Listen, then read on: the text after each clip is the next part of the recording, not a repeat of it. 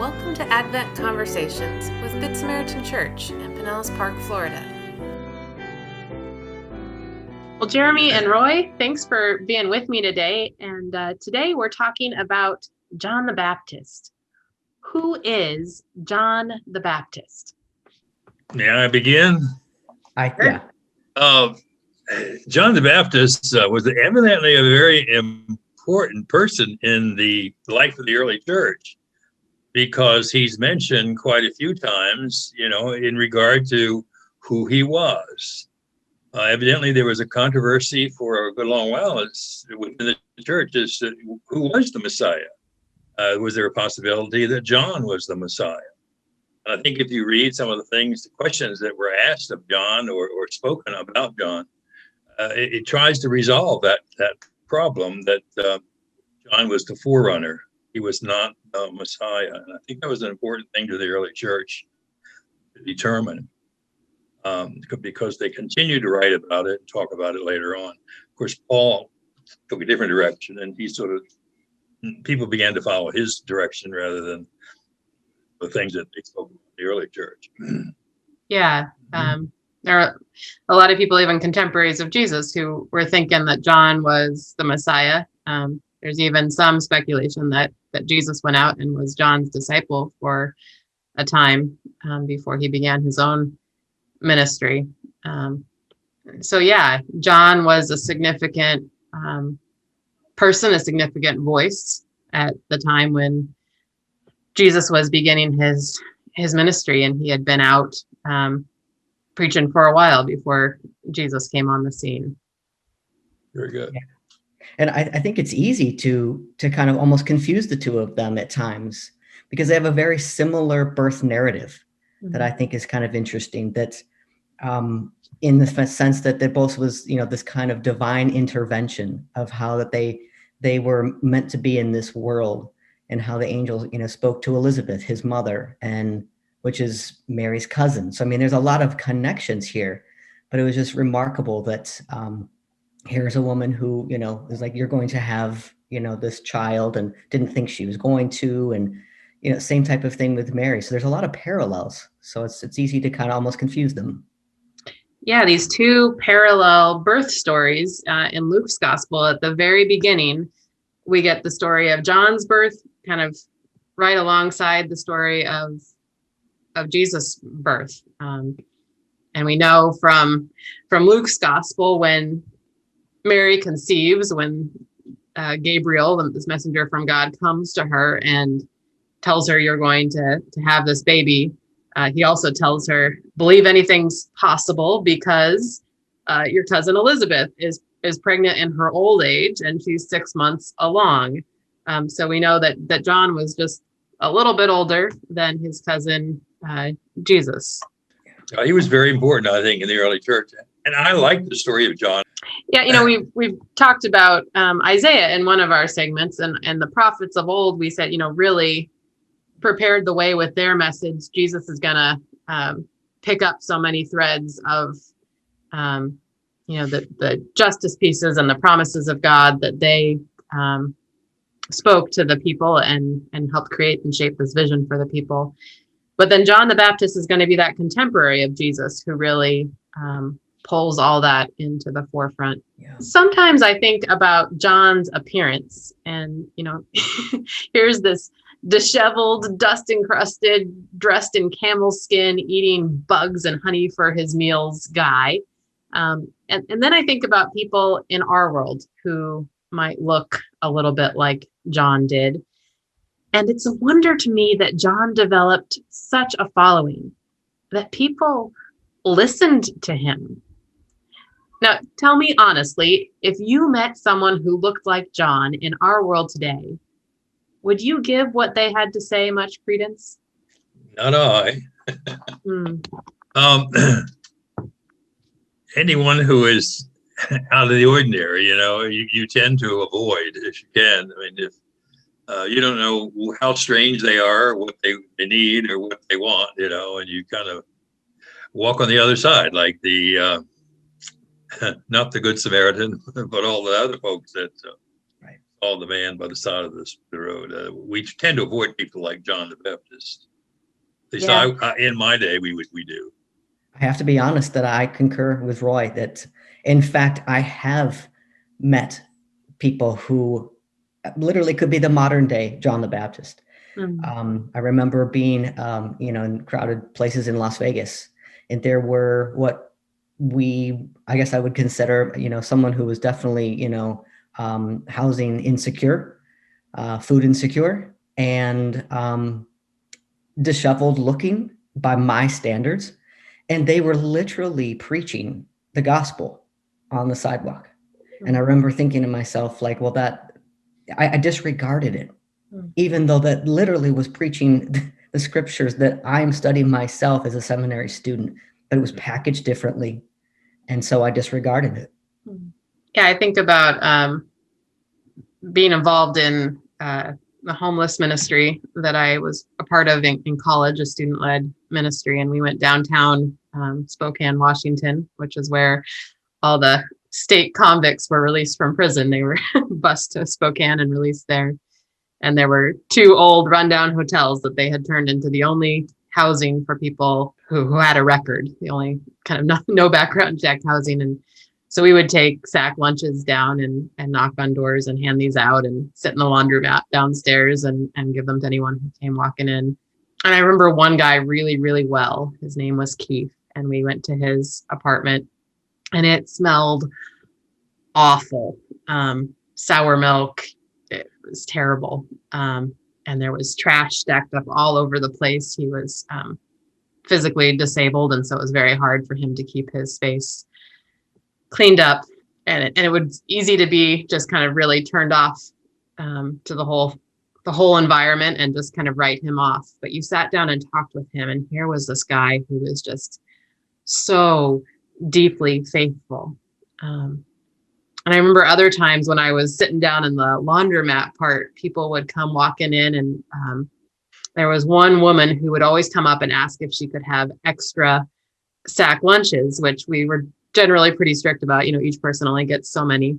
But a couple times we had extras, and so we offered them to her. And then we watched her go outside and walk it over to someone else who was too scared to come into the laundromat and get one.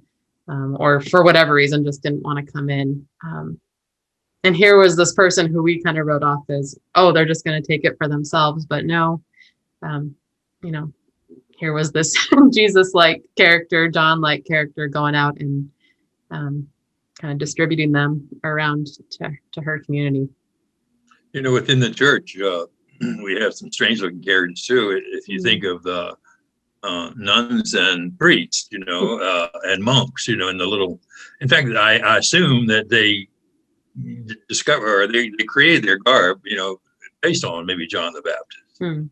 Something simple and plain, and rags or cloth that's kind of rough and tough, but they're well respected, and you would kind of expect them to have some good words to say, or you look upon them as a religious person coming in. And maybe John the Baptist had that also appeal. He wasn't necessarily seen as a weird guy, but maybe as a prophet. Yeah, I wonder, Roy, apart from priests and nuns, if we really have much respect at all anymore for people who choose a life of poverty.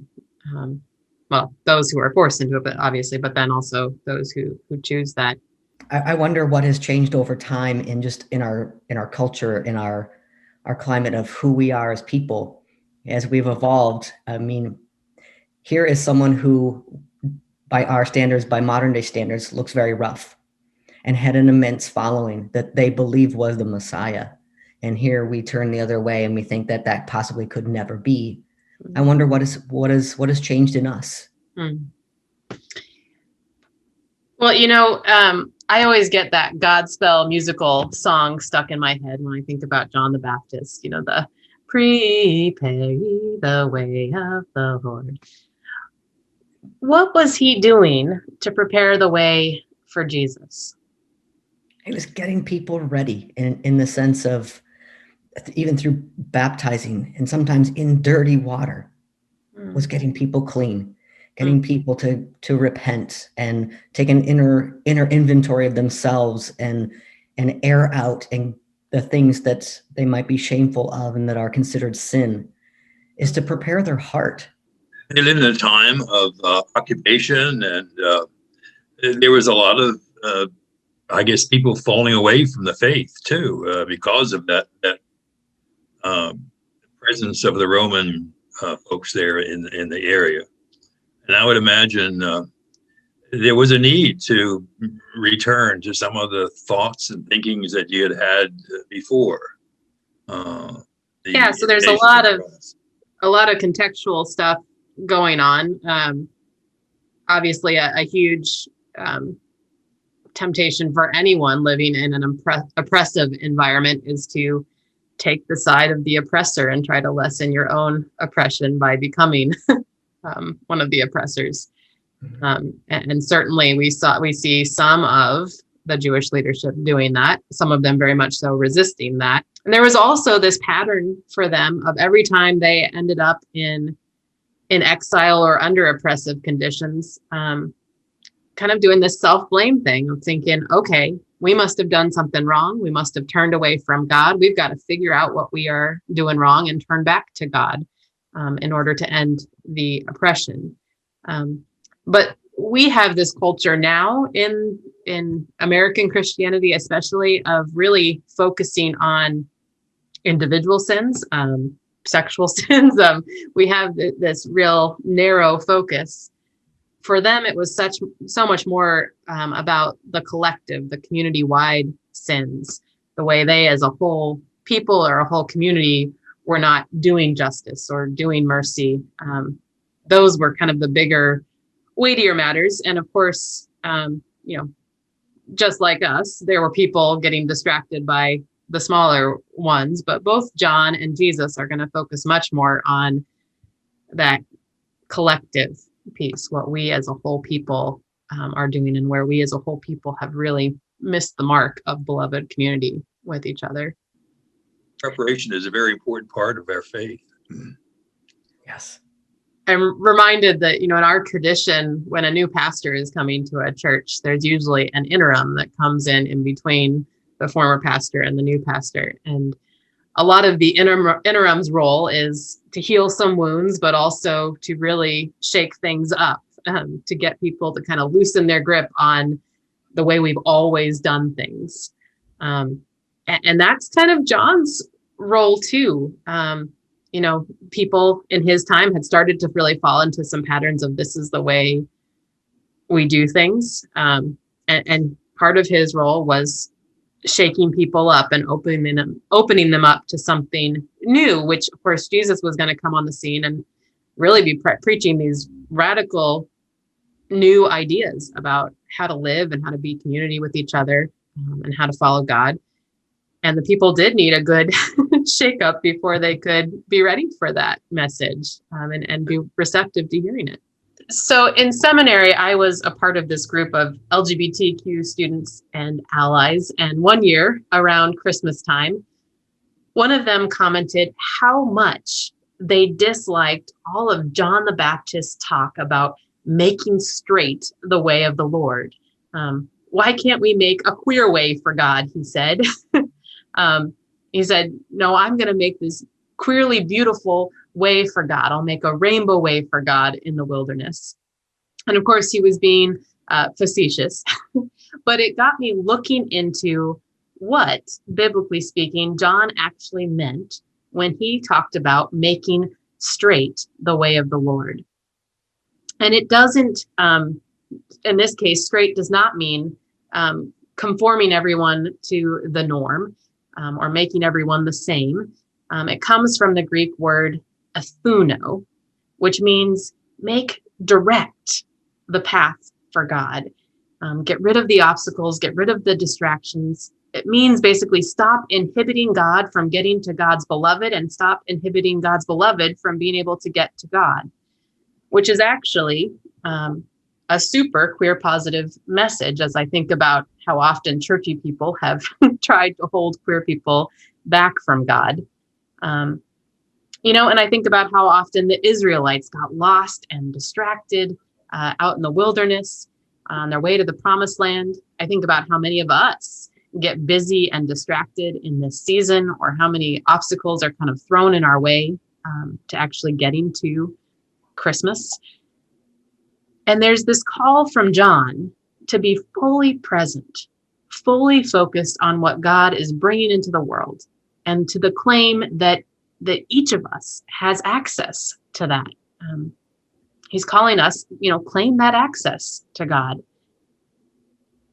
I know this holiday season, it's going to look really different for most of us in this pandemic time. We won't be able to come to the church building like usual. We won't necessarily be able to be with family like usual. And all of that might make God feel hard to access this season.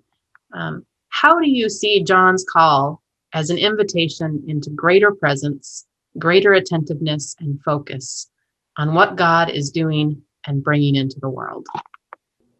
I'm sure he makes it more of a personal thing. If you can't get out, you have to be within. And that's the place to really find God anyhow, is within your own heart, your own mind, your own soul.